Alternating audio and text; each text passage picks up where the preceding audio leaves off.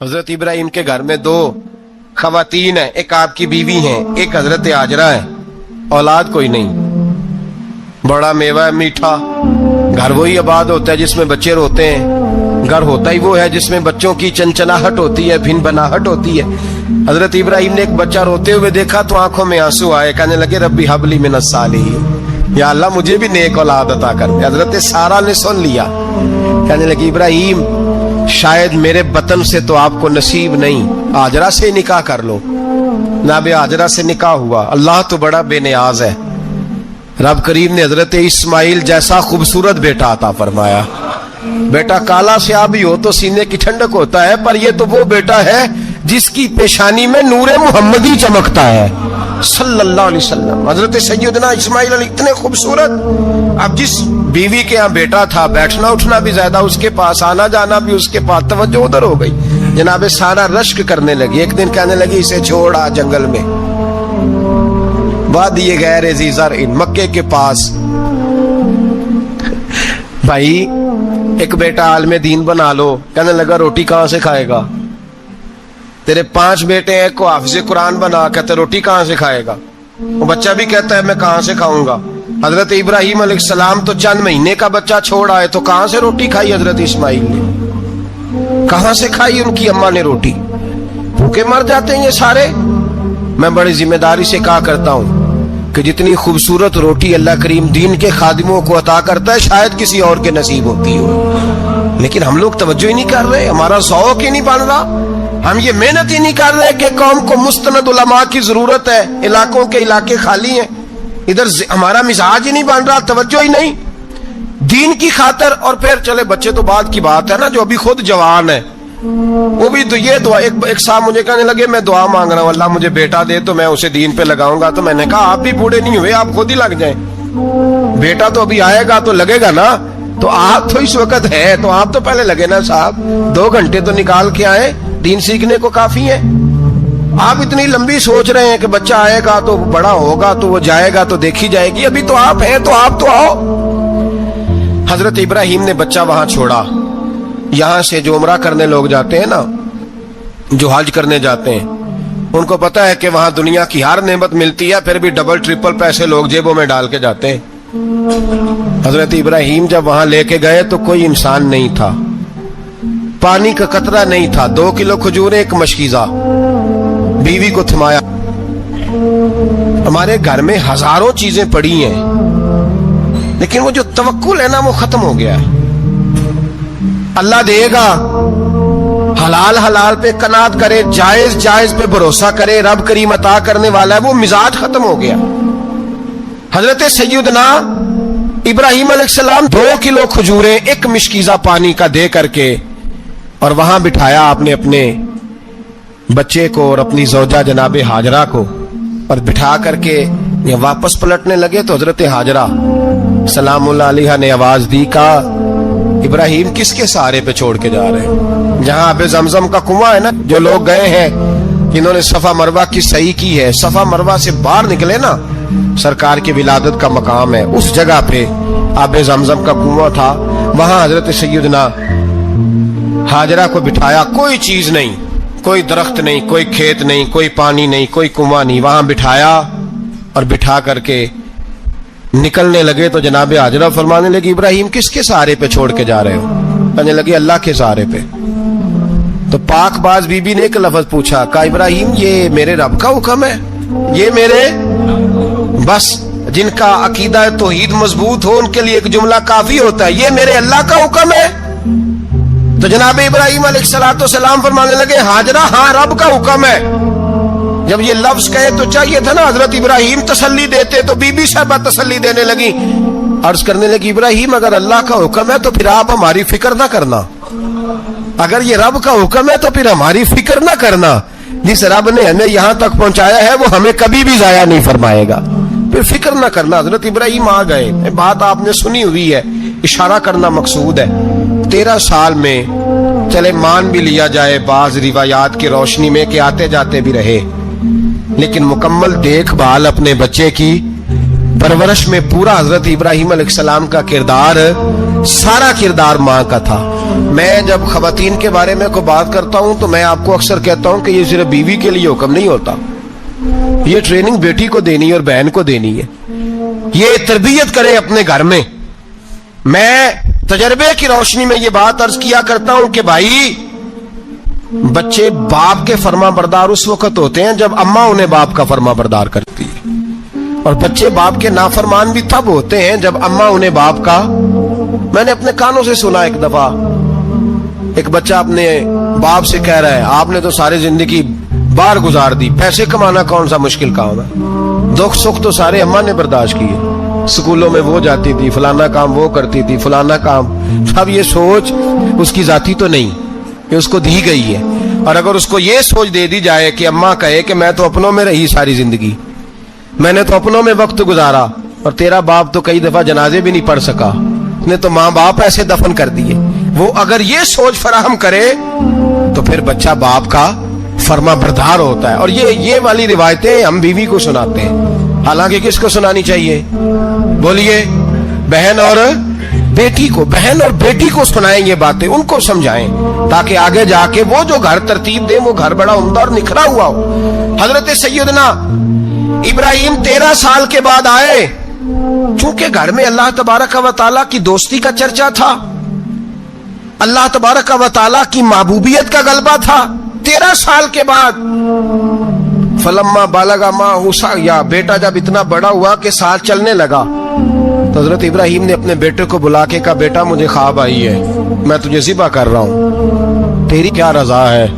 تو حضرت اسماعیل کہنے لگے یا ابت افعل ما تؤمر، ابا جی اللہ جیسے حکم دیتا ہے میرے ساتھ ویسے ہی کریں، جیسے اللہ حکم دیتا ہے ویسے ہی، بولیے، ویسے ہی کریں۔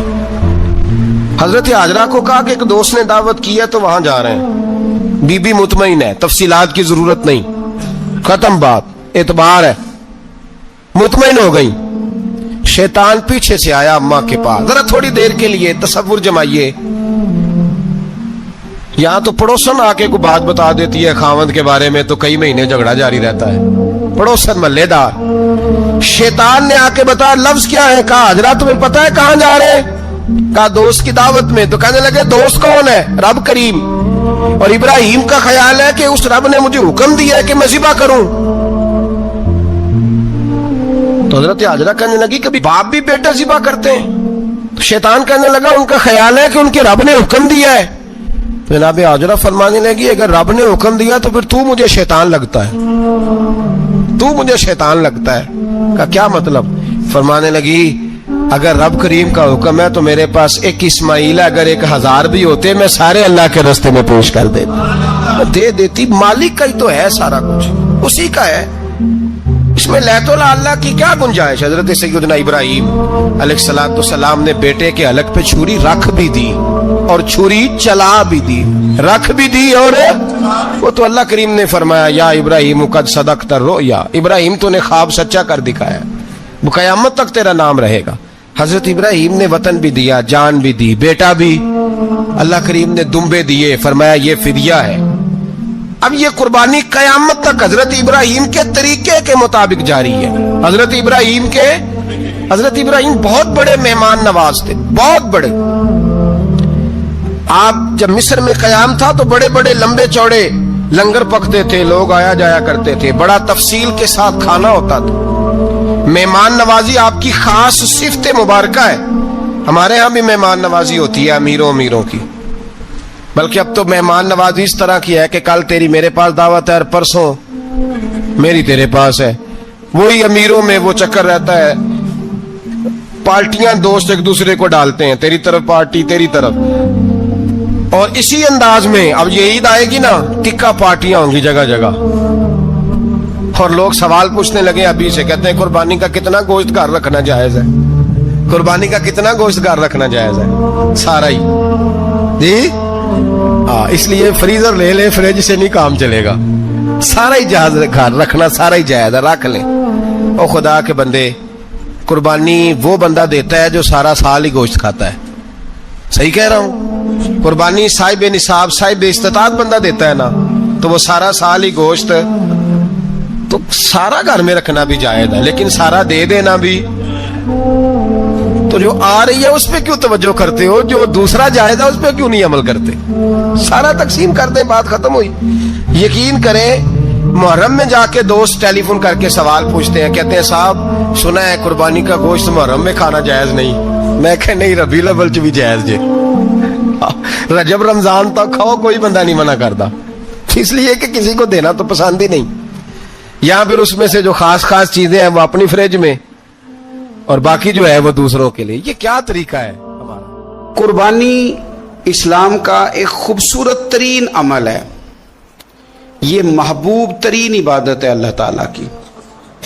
قربانی اپنی فضیلت کے لحاظ سے، عظمت کے لحاظ سے، اپنی بلندیوں کے لحاظ سے دین میں بڑا مقام رکھتی ہے، لیکن ہر چیز کا رنگ روپ بدل دیا جاتا ہے نا، چونکہ قربانی چلی آ رہی تھی حضرت ابراہیم خلیل اللہ علیہ السلام سے، تو اہل عرب جو تھے مشرکین مکہ قربانی کا تعارف وہ بھی رکھتے تھے، پر وہ قربانی کی حقیقت کو، قربانی کی حکمت کو، قربانی کے حسن کو، قربانی سے پھوٹنے والی روشنی کو سمجھنے سے ناآشنا تھے۔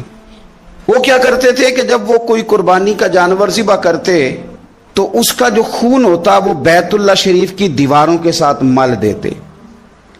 قربانی کے جانور کا جو گوشت ہوتا وہ لا کے بتوں کے سامنے رکھتے کہ یہ خون کعبے کی دیوار سے خون ملنے سے اور بتوں کے آگے گوشت رکھنے سے شاید ہماری قبولیت ہو جائے گی، ہم نے جانور ذبح کیا ہے۔ کمال ہے میرے رب کریم کی کتاب کا انداز بھی۔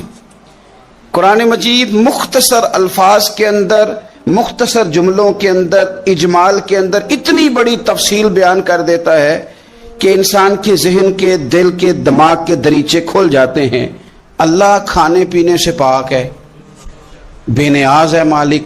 رب کریم نے فرمایا لن ینال اللہ لحومها، فرمایا ہرگز نہیں پہنچتا اللہ کی بارگاہ میں تمہارا گوشت، ولا دماؤها، اور نہ ان کے خون، نہ اس جانور کا گوشت اللہ کی بارگاہ میں پہنچتا ہے، نہ خون پہنچتا ہے، تو مالک پہنچتا کیا ہے؟ ولیکن ینالہ التقوی منکم، بلکہ رب کی بارگاہ میں تو تمہارے دلوں کا تقوی پہنچتا ہے۔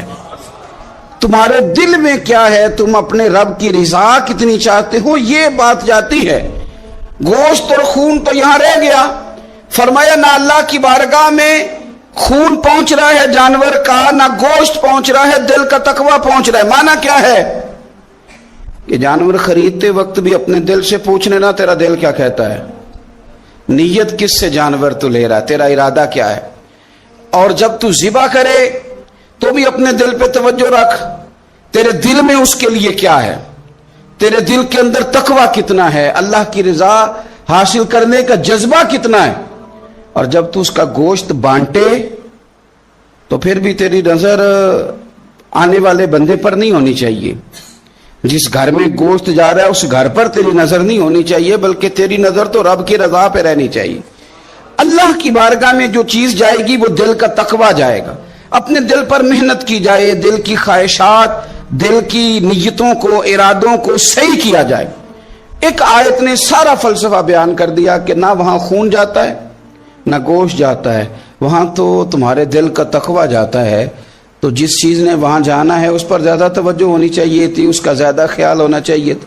یہ فلسفہ ہے قربانی کا کہ آپ کی نیت کیا ہے، کسی کام کے لیے آپ کا ارادہ کیا ہے۔ ہمارے ہاں قربانی کے ساتھ جس طرح جانور منسلک ہے نا، کہ قربانی میں جانور ہونا بڑا ضروری ہے اور قربانی کے لیے پیسے ہونا بڑا ضروری ہے، اسی طرح قربانی کے اس سارے سیزن کے اندر کسائی کا بھی بڑا رول ہے، اس کا بھی ایک بڑا کردار ہے، وہ بھی بڑی اہمیت کی حامل پرسنالٹی ہے ان دنوں میں، اور پہلے سے بڑے سارے معاملات ہیں، اور اس دن کسائیوں کے جو معاملات ہیں ان کی جو بھاگ دوڑ ہے وہ بھی ایک پوری داستان ہے، چونکہ بہت ساری جگہوں پہ انہوں نے جانا ہوتا ہے، اور جہاں وہ بیٹھے ہوتے ہیں ان کو بھی کافی جلدی ہوتی ہے کہ جلدی سے جانور ذبح ہو جائے، جلدی سے گوشت بن جائے، اور جس جگہ انہوں نے بعد میں جانا ہوتا ہے ان کے بھی 15 فون آ چکے ہوتے ہیں،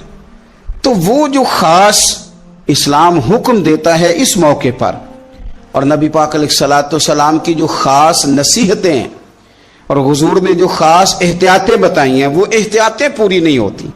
देखें, आप इस फलसफे को समझें कि कुर्बानी की तारीफ ये है कि मखसूस जानवर मखसूस वक्त में अल्लाह की रिजा के लिए ज़िबा करना है, अल्लाह की रिजा के लिए। अब ये नहीं है कि आपने फटाफट आओ देखा ना ताओ देखा, जिस तरह की छुरी आपको मिल गई, जिस तरह हो सका बस उसको मार देना है, उसे ज़िबा करना है और अच्छे तरीके से करना है। यह हदीस आपको सियासत्ता में मिलेगी, मुस्लिम शरीफ में मिलेगी, अबू दाऊद शरीफ में मिलेगी। हजरत शद्दाद बिन औस रज़ियल्लाहु ताला अन्हु हदीस के रावी हैं। नबी पाक सल्लल्लाहु ताला अलैहि वसल्लम ने फरमाया, एहसान करना अल्लाह ने फर्ज किया है हर चीज पर, मालिक ने हर चीज पर एहसान करना फर्ज किया है। तो फरमाया जब तुम ज़िबा करो तो अच्छे तरीके के साथ ज़िबा करो, छुरी को तेज करो, और फरमाया ज़िबा होने वाले जानवर को आराम पहुंचाओ। अच्छे तरीके से ज़िबा करो, छुरी तेज हो, उसे आराम हो, उसे तकलीफ ना पहुंचाओ, अच्छे तरीके से ज़िबा करो, उसे ठंडा हो लेने दो, फिर उसकी खाल उतारी जाए, थोड़ी एहतियात की जाए, अच्छे तरीके से चीजों को लिया जाए। आप देखिए हुजूर एक बात करते हैं लेकिन सोच के धारे बदल के रख देते हैं। रसूल करीम सल्लल्लाहु अलैहि वसल्लम गुजर रहे थे तो एक शख्स ने बकरी के पहलू पर पैर रखा हुआ था और वो छुरी तेज कर रहा था, यानी बकरी को उसने गिराया हुआ है, लिटाया हुआ है और पहलू पर पैर रखा हुआ है और साथ साथ वो छुरी तेज कर रहा है। तो नबी पाक सल्लल्लाहु अलैहि वसल्लम ने क्या खूबसूरत बात इरशाद फरमाई। हुजूर अलैहिस्सलातु सलाम फरमाने लगे, तुम इसे दो मौतें देना चाहते हो, दोहरी तकलीफ में गोया तुम मुब्तला करना चाहते हो, इसके सामने ही तुम छुरियां तेज कर रहे हो। हुजूर फरमाने लगे, दो मौतें देना चाहते हो, चाहिए था कि पहले से ये सारे औजार तुम्हारे तैयार होते तो उस दिन किसी एमरजेंसी का शिकार ना हो। 3 दिन शरीयत ने इसीलिए तो रखे थे, इसीलिए तो वक्त रखा था। आप इस तरह का कोई माहौल ना बनाएं जिससे जानवर को भी तकलीफ हो, अजियत हो। मैंने कहा कि मेरे करीम फरमाते हैं रब ने हर चीज पर एहसान करना फर्ज किया है। अच्छे तरीके से ज़िबा करें, छुरी को तेज करें, जानवर को आराम पहुंचाएं। लेकिन दुख की बात यह है कि हम एक दूसरे का साथ नहीं देते, मकरूज ज़हनी अजियत का शिकार है। 3 दिन है ना ईद के, तो एक जोड़े से भी गुजारे जा सकते हैं, एक से भी। अक्सर लोग तो वैसे ही ईद की नमाज पढ़ के सो जाते हैं और जो बेदार भी हैं वो भी कपड़े बदल करके जानवर के ज़िबा में मशगूल हैं। हमने इस ईद पे कोशिश करनी है कि हमारी गली में, हमारे मोहल्ले में, हमारे दाएं बाएं थोड़ा सफ़र करें, बच्चों को देखें, सरकारी स्कूल से निकलते बच्चों को देखें, मसाजिद मदारस से निकलते बच्चों को देखें। हम ना एक एक दो दो का साथ दें। मैंने जुमे में अमीर लोगों से कहा था कि कुर्बानियां करनी तो है ही, तो तुम तो सारा साल गोश्त खाते हो। क्या आपको बताऊं कि हम उस वतन में रहते हैं जहां फ्रिज और फ्रीजर बड़ी इससे पहले ज्यादा बिकते हैं।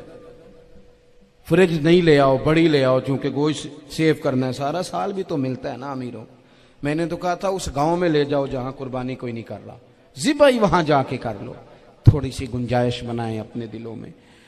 ये ज़रूरी नहीं कि सामने वाला आपका शुक्रिया भी अदा करे, अपने घरों में थोड़ा हौसला कनात लाएं। हज़रत आयशा सिद्दीक़ा रज़ियल्लाहु ताला अन्हा फरमाती हैं, ऐसा नहीं था कि हमारे घर के अंदर माल नहीं आता था, अल्लाह के फजल से बड़ा कुछ आता था, लेकिन फरमाती हम एसार कर दिया करते थे। हुजूर का मिजाज एसार कर देने का है। याद रखना, शम्मा से अगर कई शम्मे जल जाएं तो इसकी रोशनी में कभी कमी नहीं आती। हजारों दिए भी जल जाएं तो ये दिए मांद नहीं पड़ते। महंगाई बड़ी जोर की हो गई, गरीब आदमी की आजमाइश बढ़ गई। हमेशा महंगाई से गरीब लोग मुतासिर होते हैं। अमीरों की तो चीज़ें महंगी हो जाती हैं, वो तो सिंगल उन्होंने जमा की होती हैं, महंगी होती हैं तो डबल में बेचते हैं। गरीब पिसता है। लेकिन दुख की बात यह है कि हम एक दूसरे का साथ नहीं देते, मकरूज ज़हनी अजियत का शिकार है। 3 दिन है ना ईद के, तो एक जोड़े से भी गुजारे जा सकते हैं, एक से भी। अक्सर लोग तो वैसे ही ईद की नमाज पढ़ के सो जाते हैं और जो बेदार भी हैं वो भी कपड़े बदल करके जानवर के ज़िबा में मशगूल हैं। हमने इस ईद पे कोशिश करनी है कि हमारी गली में, हमारे मोहल्ले में, हमारे दाएं बाएं थोड़ा सफ़र करें, बच्चों को देखें, सरकारी स्कूल से निकलते बच्चों को देखें, मसाजिद मदारस से निकलते बच्चों को देखें, हम ना एक एक दो दो का साथ दें। ये जितनी सियासी जमातें काम कर रही हैं, जिनकी हुकूमत थी, जिनकी है, पता नहीं कल किसकी आएगी, मैं तो ज़ाती तौर पर इनसे पूरा मायूस हूँ। मुझे तो नहीं लगता कि जितने लोग आज तक हुकूमत कर चुके हैं, बार बार आते हैं या पिछली हुकूमत गई है, इनके पास कोई प्लान ही नहीं है। ये तो बेचारे एक दूसरे की टांगें खींचने के अलावा ना कुछ कर सके हैं, ना उम्मीद है कुछ करेंगे। लेकिन गरीब की तकलीफ बढ़ गई है। मेरे पास 20 लोग आते हैं, आते तो वो दुआ का कहने हैं, आते तो सिर्फ ये बताने हैं कि इस मुश्किल में हूँ, दुआ करना। लेकिन दोस्तों, लोगों की बातें सुन के बड़ी तकलीफ होती है। हम क्या किसी की मदद कर सकते हैं? हमारे लिए तो मदारस चलाने मुश्किल हैं, लेकिन लोग अजियत का शिकार हैं। ज़हनी कर्ब के नीचे लोग आ गए, इतनी बड़ी अजियतें खड़ी कर दी गई हैं। थोड़ा थोड़ा देखो, 2 का खाना 3 भी तो खा ही सकते हैं ना, 3 का खाना 4 भी तो खा ही सकते हैं ना। मेरे महबूब ने हमें ये नहीं कहा था ज्यादा गोश्त पकाना, बल्कि रसूल पाक ने तो रंग ही बड़ा सादा दिया है। करीम ने फरमाया, आयशा शोरबा जरा ज्यादा कर लो, पड़ोसियों को भी सालन दे देंगे, थोड़ा शोरबा ज्यादा कर लो, इसी को बढ़ा लो, थोड़ा शोरबा बढ़ा लें, थोड़ा थोड़ा एक दूसरे की मदद करें, दस्ते शफकत रखें। गलियों में सुनसान लोग, अब तो लोग एक दूसरे से दुख भी नहीं कहते, वो कहते हैं देना किसी ने है कुछ नहीं, और तमाशा अलग से बन जाएगा। दोस्तों, हमने खुद एक दूसरे का हाथ बटाना है। जो लोग साहिब सरबत हैं, देखो एक ही बाप की औलाद होती है, एक को अल्लाह बड़ा नवाज देता है, 2-3 कमजोर रह जाते हैं, उसको चाहिए वो दूसरों पे दस्ते शफकत रखे। एक गली में सारे लोग एक ही कबीले के, एक ही इलाके के, एक आगे निकल गया है, उसे चाहिए वो दूसरों का ख्याल करे। अजीज भाइयों, हमने इस कमर तोड़ महंगाई के दौर में, मैंने जुमे में अमीर लोगों से कहा था कि कुर्बानियां करनी तो है ही, तो तुम तो सारा साल गोश्त खाते हो। क्या आपको बताऊं कि हम उस वतन में रहते हैं जहां फ्रिज और फ्रीजर बड़ी से पहले ज्यादा बिकते हैं।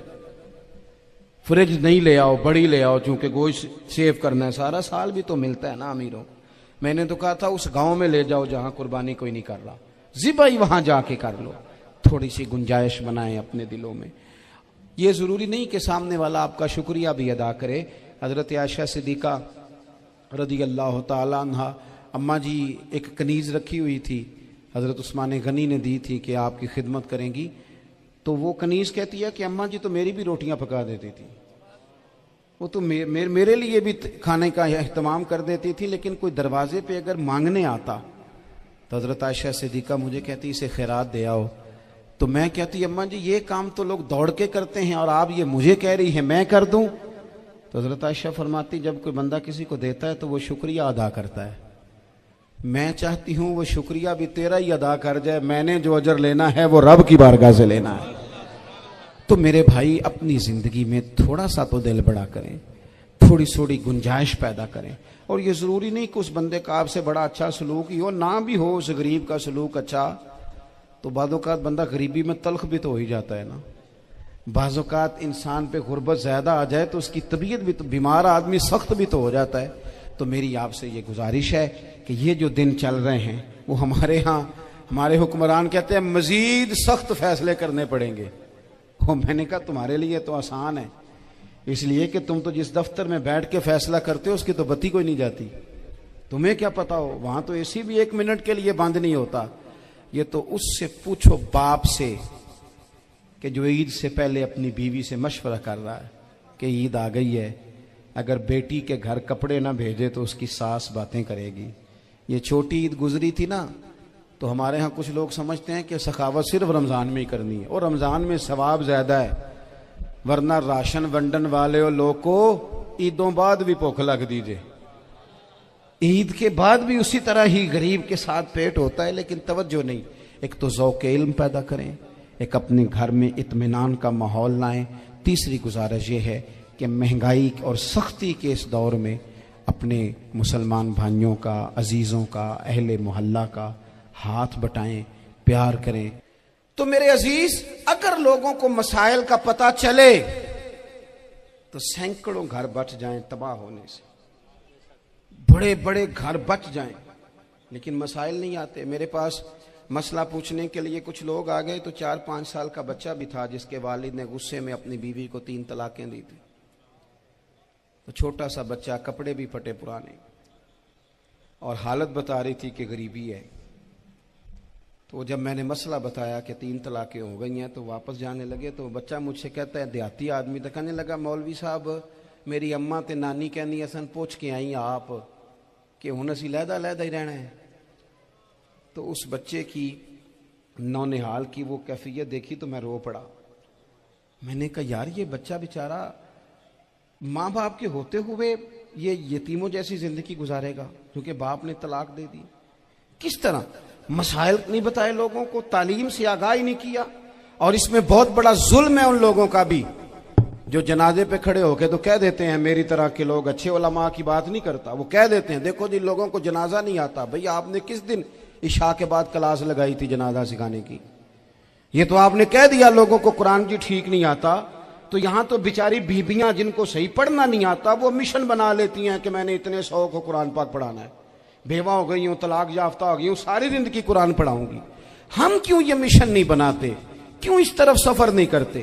ایک تو دینی معلومات میں، دینی علوم میں اپنے آپ کو لگائیں اور ذوق پیدا کریں کہ جو چیزیں مجھے نہیں آتی میں نے وہ سیکھنی ہے، جو معاملات مجھے نہیں آتے میں نے ان کی طرف سفر کرنا ہے. ایک تو اپنا یہ مزاج بنائیں. اور جب آپ دینی علوم سیکھتے ہیں تو پتہ ہے کون سا منظر قائم ہوتا ہے؟ منظر وہ بنتا ہے کہ حضرت ابو ہریرہ بھی دین سیکھا کرتے تھے، حضرت عبداللہ ابن عمر بھی اصحاب صفہ میں رہا کرتے تھے، حضرت انس بن مالک بھی رہا کرتے تھے.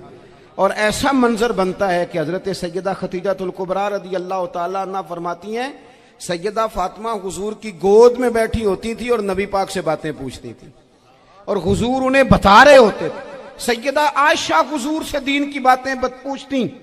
چوتھا حصہ ہماری فقہ کے اصول حضرت فاطمہ کی، حضرت عائشہ صدیقہ کی مرویات پر مبنی ہیں.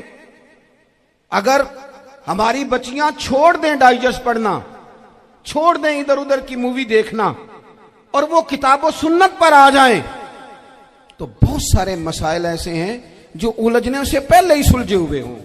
دینی تعلیم کا مزاج اور ذوق.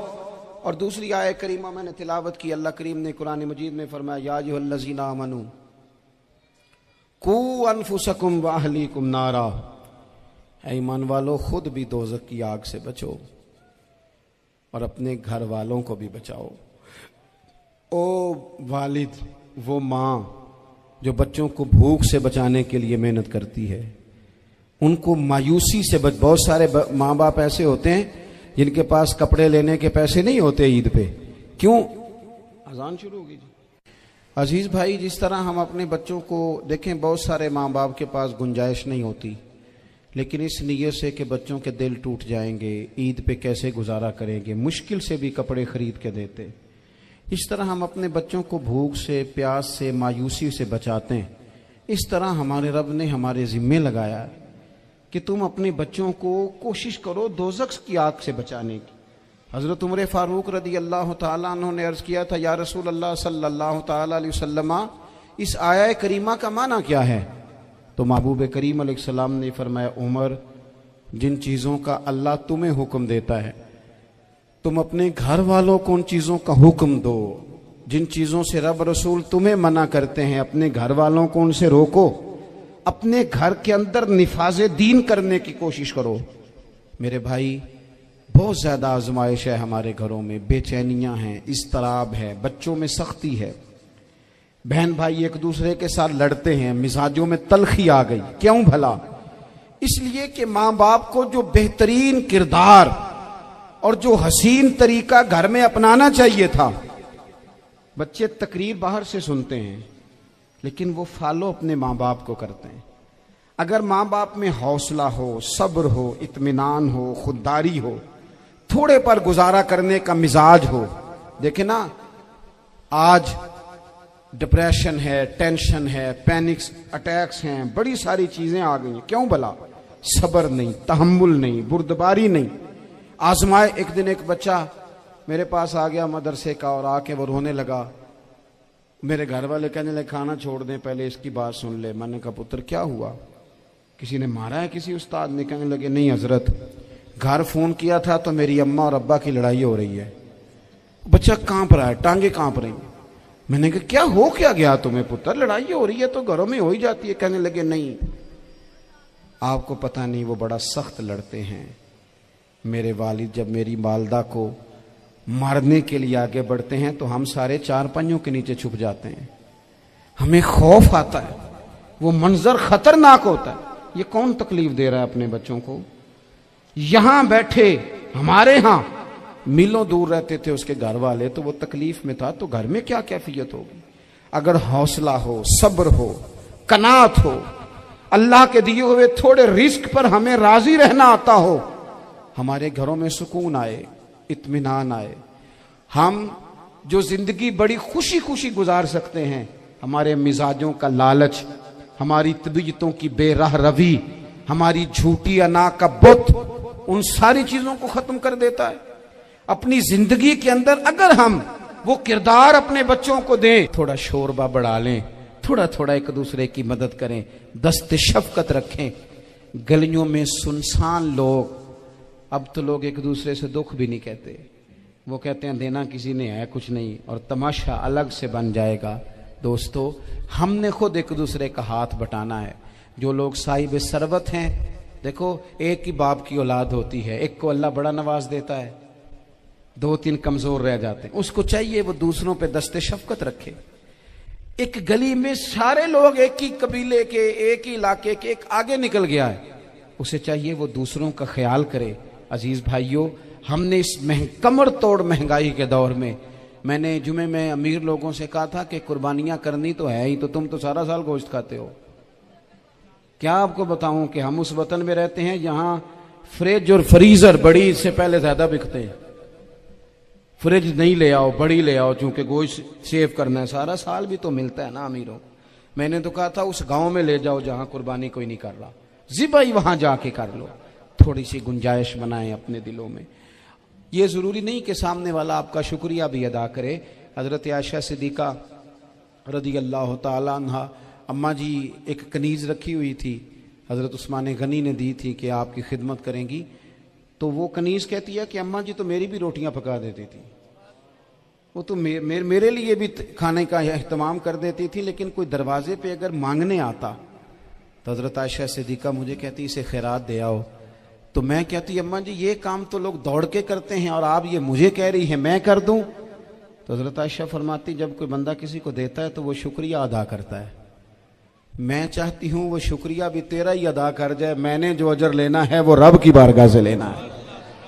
तो मेरे भाई, अपनी जिंदगी में थोड़ा सा तो दिल बड़ा करें, थोड़ी थोड़ी गुंजाइश पैदा करें। और ये जरूरी नहीं कि उस बंदे का आपसे बड़ा अच्छा सलूक ही हो, ना भी हो उस गरीब का सलूक अच्छा, तो बाज़-औक़ात बंदा गरीबी में तल्ख भी तो हो ही जाता है ना। बाज़-औक़ात इंसान पे गुर्बत ज़्यादा आ जाए तो उसकी तबीयत भी तो, बीमार आदमी सख्त भी तो हो जाता है। तो मेरी आपसे ये गुजारिश है कि ये जो दिन चल रहे हैं वो हमारे यहाँ हमारे हुक्मरान कहते हैं मजीद सख्त फैसले करने पड़ेंगे। वो मैंने कहा तुम्हारे लिए तो आसान है, इसलिए कि तुम तो जिस दफ्तर में बैठ के फैसला करते हो उसकी तो बत्ती कोई नहीं जाती, तुम्हें क्या पता हो, वहां तो एसी भी एक मिनट के लिए बंद नहीं होता। ये तो उससे पूछो बाप से कि जो ईद से पहले अपनी बीवी से मशवरा कर रहा है कि ईद आ गई है, अगर बेटी के घर कपड़े ना भेजे तो उसकी सास बातें करेगी। ये छोटी ईद गुजरी थी ना, तो हमारे यहाँ कुछ लोग समझते हैं कि सखावत सिर्फ रमज़ान में ही करनी है, और रमज़ान में सवाब ज़्यादा है, वरना राशन वंडन वाले और लोग को ईदों बाद भी भूख लग दीजिए, ईद के बाद भी उसी तरह ही गरीब के साथ पेट होता है, लेकिन तवज्जो नहीं। एक तो ज़ौक़ इल्म पैदा करें, एक अपने घर में इत्मीनान का माहौल लाएं। तीसरी गुजारिश ये है कि महंगाई और सख्ती के इस दौर में अपने मुसलमान भाइयों का, अजीज़ों का, अहले मोहल्ला का हाथ बटाएं, प्यार करें। तो मेरे अजीज, अगर लोगों को मसाइल का पता चले तो सैकड़ों घर बच जाएं तबाह होने से, बड़े बड़े घर बच जाएं, लेकिन मसाइल नहीं आते। मेरे पास मसला पूछने के लिए कुछ लोग आ गए, तो 4-5 साल का बच्चा भी था जिसके वालिद ने गुस्से में अपनी बीवी को 3 तलाकें दी थी। तो छोटा सा बच्चा, कपड़े भी फटे पुराने, और हालत बता रही थी कि गरीबी है। تو جب میں نے مسئلہ بتایا کہ 3 طلاقیں ہو گئی ہیں تو واپس جانے لگے، تو بچہ مجھ سے کہتا ہے دیہاتی آدمی، تو کہنے لگا مولوی صاحب میری اماں تے نانی کہنی اسن پوچھ کے آئی آپ کہ ہن اسی لہدا لہدا ہی رہنا ہے۔ تو اس بچے کی نونہال کی وہ کیفیت دیکھی تو میں رو پڑا۔ میں نے کہا یار یہ بچہ بیچارہ ماں باپ کے ہوتے ہوئے یہ یتیموں جیسی زندگی گزارے گا کیونکہ باپ نے طلاق دے دی۔ کس طرح مسائل نہیں بتائے لوگوں کو، تعلیم سے آگاہی نہیں کیا۔ اور اس میں بہت بڑا ظلم ہے ان لوگوں کا بھی جو جنازے پہ کھڑے ہو کے تو کہہ دیتے ہیں میری طرح کے لوگ، اچھے علماء کی بات نہیں کرتا، وہ کہہ دیتے ہیں دیکھو جن لوگوں کو جنازہ نہیں آتا، بھئی آپ نے کس دن عشاء کے بعد کلاس لگائی تھی جنازہ سکھانے کی؟ یہ تو آپ نے کہہ دیا لوگوں کو قرآن جی ٹھیک نہیں آتا، تو یہاں تو بیچاری بیبیاں جن کو صحیح پڑھنا نہیں آتا وہ مشن بنا لیتی ہیں کہ میں نے اتنے 100 کو قرآن پاک پڑھانا ہے، بیوہ ہو گئی ہوں، طلاق یافتہ ہو گئی ہوں، ساری زندگی قرآن پڑھاؤں گی۔ ہم کیوں یہ مشن نہیں بناتے؟ کیوں اس طرف سفر نہیں کرتے؟ ایک تو دینی معلومات میں، دینی علوم میں اپنے آپ کو لگائیں اور ذوق پیدا کریں کہ جو چیزیں مجھے نہیں آتی میں نے وہ سیکھنی ہے، جو معاملات مجھے نہیں آتے میں نے ان کی طرف سفر کرنا ہے۔ ایک تو اپنا یہ مزاج بنائیں، اور جب آپ دینی علوم سیکھتے ہیں تو پتہ ہے کون سا منظر قائم ہوتا ہے؟ منظر وہ بنتا ہے کہ حضرت ابو ہریرہ بھی دین سیکھا کرتے تھے، حضرت عبداللہ ابن عمر بھی اصحاب صفہ میں رہا کرتے تھے، حضرت انس بن مالک بھی رہا کرتے تھے، اور ایسا منظر بنتا ہے کہ حضرت سیدہ خدیجہ الکبریٰ رضی اللہ تعالیٰ عنہ فرماتی ہیں سیدہ فاطمہ حضور کی گود میں بیٹھی ہوتی تھی اور نبی پاک سے باتیں پوچھتی تھی اور حضور انہیں بتا رہے ہوتے تھے۔ سیدہ عائشہ حضور سے دین کی باتیں پوچھتی۔ چوتھا حصہ ہماری فقہ کے اصول حضرت فاطمہ کی، حضرت عائشہ صدیقہ کی مرویات پر مبنی ہیں۔ اگر ہماری بچیاں چھوڑ دیں ڈائجسٹ پڑھنا، چھوڑ دیں ادھر ادھر کی مووی دیکھنا اور وہ کتاب و سنت پر آ جائیں تو بہت سارے مسائل ایسے ہیں جو الجھنے سے پہلے ہی سلجھے ہوئے ہوں۔ دینی تعلیم کا مزاج اور ذوق۔ اور دوسری آیہ کریمہ میں نے تلاوت کی، اللہ کریم نے قرآن مجید میں فرمایا یا ایھا الذین آمنوا قوا انفسکم واہلیکم نارا، اے ایمان والو خود بھی دوزخ کی آگ سے بچو اور اپنے گھر والوں کو بھی بچاؤ۔ او والد، وہ ماں جو بچوں کو بھوک سے بچانے کے لیے محنت کرتی ہے، ان کو مایوسی سے بہت سارے ماں باپ ایسے ہوتے ہیں جن کے پاس کپڑے لینے کے پیسے نہیں ہوتے عید پہ۔ کیوں؟ اذان شروع ہوگی جی۔ عزیز بھائی، جس طرح ہم اپنے بچوں کو دیکھیں، بہت سارے ماں باپ کے پاس گنجائش نہیں ہوتی، لیکن اس نیت سے کہ بچوں کے دل ٹوٹ جائیں گے، عید پہ کیسے گزارا کریں گے، مشکل سے بھی کپڑے خرید کے دیتے۔ اس طرح ہم اپنے بچوں کو بھوک سے، پیاس سے، مایوسی سے بچاتے ہیں۔ اس طرح ہمارے رب نے ہمارے ذمے لگایا ہے کہ تم اپنے بچوں کو کوشش کرو دوزخ کی آگ سے بچانے کی۔ حضرت عمر فاروق رضی اللہ تعالیٰ عنہ نے عرض کیا تھا یا رسول اللہ صلی اللہ تعالیٰ علیہ وسلم، اس آیہ کریمہ کا معنی کیا ہے؟ تو محبوب کریم علیہ السلام نے فرمایا عمر، جن چیزوں کا اللہ تمہیں حکم دیتا ہے تم اپنے گھر والوں کو ان چیزوں کا حکم دو۔